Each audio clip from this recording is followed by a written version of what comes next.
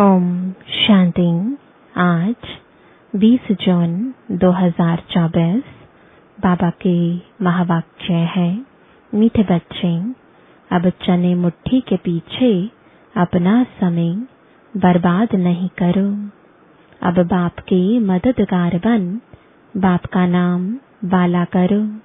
प्रश्न है, इस ज्ञान मार्ग में तुम्हारे कदम आगे बढ़ रहे हैं, उसकी निशानी क्या है? उत्तर है, जिन बच्चों को शांति धाम और सुख धाम सदा याद रहता है, याद के समय बुद्धि कहाँ पर भी भटकती नहीं है, बुद्धि में व्यर्थ के ख्यालात नहीं आते, बुद्धि एकाग्र है, झुटका नहीं खाते, खुशी का पारा चढ़ा हुआ है, तो इससे सिद्ध है कि कदम आगे बढ़ रहे हैं। ओम शांति। बच्चे इतना समय यहाँ बैठे हैं, दिल में भी आता है कि हम जैसे शिवालय में बैठे हैं। शिव बाबा भी याद आ जाता है, स्वर्ग भी याद आ जाता है, याद से ही सुख मिलता है। यह भी बुद्धि में याद रहे, हम शिवालय में बैठे हैं तो भी खुशी होगी। जाना तो आखिरीन सभी को शिवालय में है, शांति धाम में कोई को बैठ नहीं जाना है। वास्तव में शांति धाम को भी शिवालय कहेंगे, सुख धाम को भी शिवालय कहेंगे, दोनों स्थापन करते हैं। तुम बच्चों को याद भी दोनों को करना है। वह शिवालय है शांति के लिए और वह शिवालय है सुख के लिए। यह है दुख धाम। अभी तुम संगम पर बैठे हो। शांति धाम और सुख धाम के सिवाय और किसकी भी याद नहीं होनी चाहिए। भल कहाँ भी बैठे हो, धंधे आदि में बैठे हो, तो भी बुद्धि में दोनों शिवालय याद आने चाहिए। दुख धाम भूल जाना है। बच्चे जानते हैं यह वैश्यालय दुख धाम अब खत्म हो जाना है। यहाँ बैठे तुम बच्चों को झुटका आदि भी नहीं आना चाहिए। बहुतों की बुद्धि कहाँ कहाँ और तरफ चली जाती है, माया के विघ्न पड़ते हैं। तुम बच्चों को बाप घड़ी घड़ी कहते हैं, बच्चे मनमना भव, भिन्न भिन्न प्रकार की युक्तियां भी बतलाते हैं। यहाँ बैठे हो, बुद्धि में यह याद करो कि हम पहले शांति धाम शिवालय में जाएंगे, फिर सुख धाम में आएंगे। ऐसा याद करने से पाप कटते जाएंगे। जितना तुम याद करते हो उतना कदम बढ़ाते हो। यहाँ और कोई ख्यालात में नहीं बैठना चाहिए, नहीं तो तुम औरों को नुकसान पहुंचाते हो, फायदे के बदले और ही नुकसान करते हो। आगे जब बैठते थे तो सामने कोई को जांच करने के लिए बिठाया जाता था, कौन झुटका खाते हैं, कौन आंखें बंद कर बैठते हैं, तो बड़ा खबरदार रहते थे। बाप भी देखते थे इनका बुद्धि योग कहाँ भटकता है क्या, या झुटका खाते हैं क्या। ऐसे भी बहुत आते हैं जो कुछ भी समझते नहीं है। ब्राह्मणियां ले आती हैं। शिव बाबा के आगे बच्चे बड़े अच्छे होने चाहिए, जो गफलत में नहीं रहें, क्योंकि यह कोई ऑर्डिनरी टीचर नहीं। बाप बैठ सिखलाते हैं। यहाँ बहुत सावधान होकर बैठना चाहिए। बाबा 15 मिनट शांति में बिठाते हैं, तुम तो घंटा 2 घंटा बैठते हो। सब तो महारथी नहीं है। जो कच्चे हैं उनको सावधान करना है। सावधान करने से सुजाग हो जाएंगे।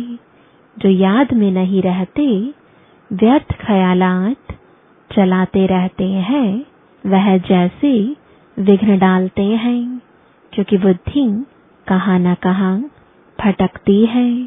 महारथी, घोड़े सवार, प्यादे सब बैठे हैं। बाबा आज विचार सागर मंथन करके आए थे। म्यूजियम में अथवा प्रदर्शनी में तुम बच्चे जो शिवालय, वैश्यालय और पुरुषोत्तम संगम युग तीनों ही बताते हो, यह बहुत अच्छा है समझाने के लिए। यह चित्र बहुत बड़े बड़े बनाने चाहिए। सबसे अच्छा बड़ा हॉल इनके लिए होना चाहिए, जो मनुष्यों की बुद्धि में झट बैठे। बच्चों का विचार चलना चाहिए कि इसमें हम इम्प्रूवमेंट कैसे लाएं। पुरुषोत्तम संगम युग बहुत अच्छा बनाना चाहिए। उससे मनुष्यों को बहुत अच्छी समझानी मिल सकती है। तपस्या में भी तुम 5-6 को बिठाते हो, परंतु नहीं 10-15 को तपस्या में बिठाना चाहिए। बड़े बड़े चित्र बनाकर क्लियर अक्षर में लिखना चाहिए। तुम इतना समझाते हो, फिर भी समझते थोड़े ही हैं।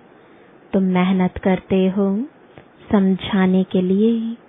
पत्थर बुद्धि है ना, तो जितना हो सके अच्छी रीति समझाना चाहिए।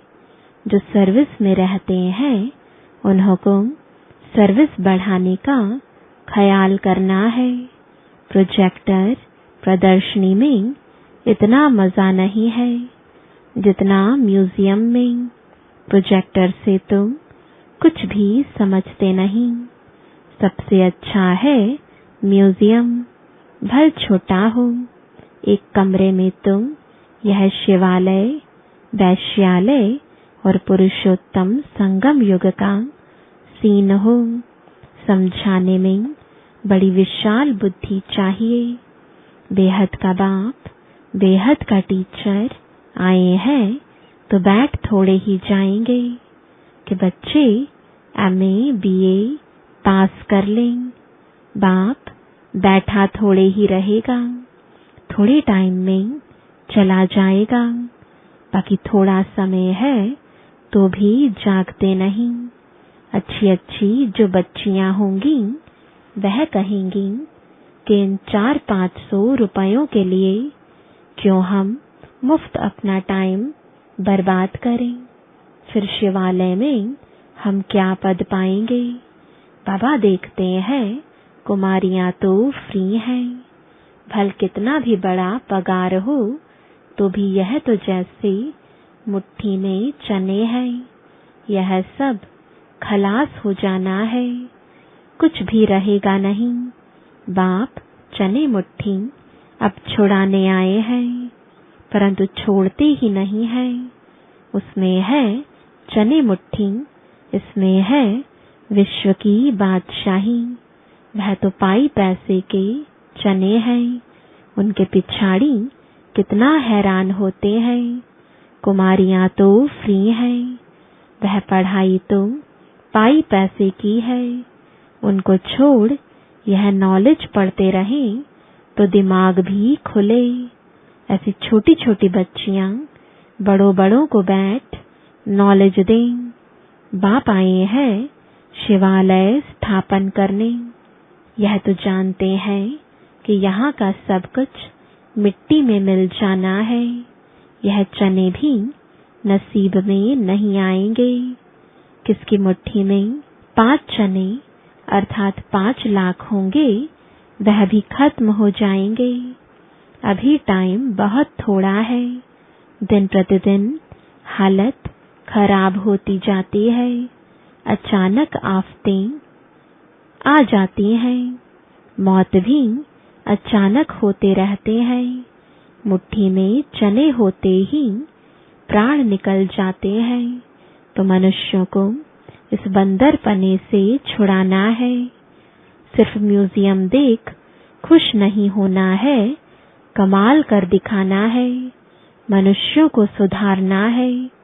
बाप तुम बच्चों को विश्व की बादशाही दे रहे हैं, बाकी तो भोगरा यानी चना भी किसको नसीब में नहीं आएगा, सब खत्म हो जाएंगे।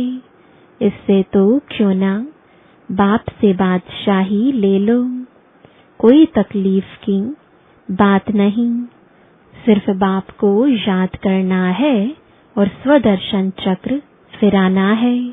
भोगरों से यानी चनों से मुट्ठी खाली कर हीरे जवाहरों से मुट्ठी भर कर जाना है। बाप समझाते हैं, मीठे बच्चे, इन चने मुट्ठी के पिछाड़ी तुम अपना समय क्यों बर्बाद करते हो। हाँ, कोई बुजुर्ग है, बाल बच्चे बहुत हैं, तो उनको संभालना होता है। कुमारियों के लिए तो बहुत सहज है, कोई भी आए तो उनको समझाओ कि बाप हमको यह बादशाही देते हैं, तो बादशाही लेनी चाहिए ना। अभी तुम्हारी मुट्ठी हीरों से भर रही है, बाकी और तो सब विनाश हो जाएंगे। बाप समझाते हैं, तुमने 63 जन्म पाप किए हैं। दूसरा पाप है बाप और देवताओं की ग्लानि करना। विकारी भी बने हैं और गाली भी दिया है। बाप की कितनी ग्लानि की है। बाप बच्चों को बैठ समझाते हैं, बच्चे टाइम नहीं गंवाना चाहिए। ऐसे नहीं, बाबा हम याद नहीं कर सकते। बोलो, बाबा हम अपने को आत्मा याद नहीं कर सकते, अपने को भूल जाते हैं। देह अभिमान में आना गोया अपने को भूलना। अपने को आत्मा याद नहीं कर सकते तो बाप को फिर कैसे याद करेंगे। बहुत बड़ी मंजिल है, सहज भी बहुत है, बाकी हाँ माया का ऑपोजिशन होता है। मनुष्य गीता आदि भल पढ़ते हैं, परंतु अर्थ कुछ भी नहीं समझते। भारत की है ही मुख्य गीता। हर एक धर्म का अपना अपना एक शास्त्र है। जो धर्म स्थापन करने वाले हैं उनको सतगुरु नहीं कह सकते, यह बड़ी भूल है। सतगुरु तो एक ही है, बाकी गुरु कहलाने वाले तो ढेर हैं। कोई ने कारपेंटर का काम सिखाया, इंजीनियर का काम सिखाया, तो वह भी गुरु हो गया। हर एक सिखलाने वाला गुरु होता है। सतगुरु एक ही है। अब तुमको सतगुरु मिला है, वह सत्य बाप भी है तो सत्य टीचर भी है। इसलिए बच्चों को जास्ती गफलत नहीं करनी चाहिए। यहाँ से अच्छी रीति रिफ्रेश होकर जाते हैं, फिर घर जाने से यहाँ का सब भूल जाते हैं। गर्भ जेल में बहुत सजाएं मिलती हैं, वहाँ तो गर्भ महल होता है। विकर्म कोई होता नहीं जो सजा खानी पड़े। यहाँ तुम बच्चे समझते हो हम बाप से सम्मुख पढ़ रहे हैं। बाहर अपने घर में तुम ऐसे नहीं कहेंगे, वहाँ समझेंगे भाई पढ़ाते हैं। यहाँ तुम डायरेक्ट बाप के पास आए हैं। बाप बच्चों को अच्छी रीति समझाते हैं। बाप की और बच्चों की समझाने में फर्क हो जाता है। बाप बैठ बच्चों को सावधान करते हैं। बच्चे बच्चे कह समझाते हैं। तुम शिवालय और वैश्यालय को समझते हो। बेहद की बात है। यह क्लियर कर दिखाओ तो मनुष्यों को कुछ मजा आए। वहां तुम ऐसे ही हंसी कुड़ी में समझाते हो, सीरियस हो समझाओ तो अच्छी रीति समझें। रहम करो अपने पर। क्या इस वैश्यालय में ही रहना है? बाबा के ख्यालात तो चलते हैं ना। कैसे कैसे समझाएं। बच्चे कितनी मेहनत करते हैं, फिर भी जैसे डिब्बी में ठिकरी, हाँ हाँ करते जाते। बहुत अच्छा है, गांव में समझाना चाहिए। खुद नहीं समझते। साहूकार पैसे वाले लोग तो समझेंगे भी नहीं, बिल्कुल अटेंशन ही नहीं देंगे। वह पिछाड़ी में आएंगे, फिर तो टू लेट हो जाएंगे। ना उनका धन काम में आएगा, ना योग में रह सकेंगे। बाकी हाँ, सुनेंगे तो प्रजा में आएंगे। गरीब बहुत ऊंच पद पा सकते हैं। तुम कन्याओं के पास क्या है? कन्या को गरीब कहा जाता है, क्योंकि बाप का वर्षा तुम बच्चे को मिलता है। बाकी कन्यादान किया जाता है तब विकार में जाती है। कहेंगे शादी करो तो पैसे देंगे, पवित्र रहना है तो एक पाई भी नहीं देंगे। मनोवृत्ति देखो कैसी है। तुम कोई से भी डरो मत। खुली रीति समझाना चाहिए, फुर्त होना चाहिए। तुम तो बिल्कुल सच कहते हो। यह है संगम युग। उस तरफ है चने मुट्ठी, इस तरफ है हीरों की मुट्ठी। अभी तुम बंदर से मंदिर लायक बनते हो। पुरुषार्थ कर हीरे जैसा जन्म लेना चाहिए ना। शक्ल भी बहादुर शेरनी जैसी होनी चाहिए। कोई कोई की शक्ल जैसे ऋण बकरी मिसल है। थोड़ा आवाज से डर जाएंगे तो बाप सभी बच्चों को खबरदार करते हैं। कन्याओं को तो फंसना नहीं चाहिए, और ही बंधन में फंसेंगे तो फिर विकार के लिए डंडे खाएंगे। ज्ञान अच्छी रीति धारण करेंगी तो विश्व की महारानी बनेंगी। बाप कहते हैं, मैं तुमको विश्व की बादशाही देने आया हूँ, परंतु किसी किसी के नसीब में नहीं है। बाप है ही गरीब निवास, गरीब हैं कन्याएं। माँ बाप शादी नहीं करा सकते हैं तो दे देते हैं, तो उनको नशा चढ़ना चाहिए। हम अच्छी रीति पढ़कर पद तो अच्छा पाएं। अच्छे स्टूडेंट जो होते हैं वह पढ़ाई पर ध्यान देते हैं। हम पास विद ऑनर हो जाएं, उनको ही फिर स्कॉलरशिप मिलती है। जितना पुरुषार्थ करेंगे उतना ऊंच पद पाएंगे। वह भी 21 जन्म लिए। यहाँ है अल्पकाल का सुख। आज कुछ मर्तबा, कल मौत आ गया, खलास। योगी और भोगी में फर्क है ना। तो बाप कहते हैं, गरीबों पर ज्यादा अटेंशन दो। साहूकार मुश्किल उठाएंगे। सिर्फ कहते बहुत अच्छा है, यह संस्था बहुत अच्छी है, बहुतों का कल्याण करेगी, अपना कुछ भी कल्याण नहीं करते। बहुत अच्छा कहा, बाहर गए खलास। माया डंडा उठाकर बैठी है, जो हौसला ही गुम कर देती है। एक ही थप्पड़ लगने से अक्ल चट कर देती है। बाप समझाते हैं, भारत का हाल देखो क्या हो गया है।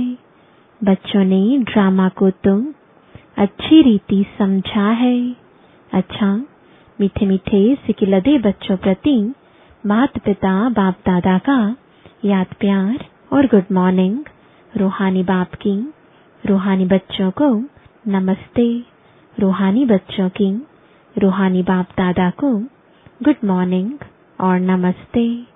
धारणा के लिए मुख्य सार है, पहला, चने मुट्ठी छोड़ बाप से विश्व की बादशाही लेने का पूरा पुरुषार्थ करना है। किसी भी बात में डरना नहीं है। निडर बन बंधनों से मुक्त होना है। अपना समय सच्ची कमाई में सफल करना है। दूसरा, इस दुख धाम को भूल शिवालय अर्थात शांति धाम, सुख धाम को याद करना है। माया के विघ्नों को जान उनसे सावधान रहना है। वरदान है, गीता का पाठ पढ़ने और पढ़ाने वाले नष्टो मोहा स्मृति स्वरूप भव। गीता ज्ञान का पहला पाठ है, अशरीरी आत्मा बनो, और अंतिम पाठ है, नष्टो मोहा स्मृति स्वरूप बनो। पहला पाठ है विधि और अंतिम पाठ है विधि से सिद्धि। तो हर समय पहले स्वयं यह पाठ पढ़ो, फिर औरों को पढ़ाओ। ऐसा श्रेष्ठ कर्म करके दिखाओ जो आपके श्रेष्ठ कर्मों को देख अनेक आत्माएं श्रेष्ठ कर्म करके अपने भाग्य की रेखा श्रेष्ठ बना सकें। स्लोगन है, परमात्म स्नेह में समाये रहो तो मेहनत से मुक्त हो जाएंगे। ओम शांति।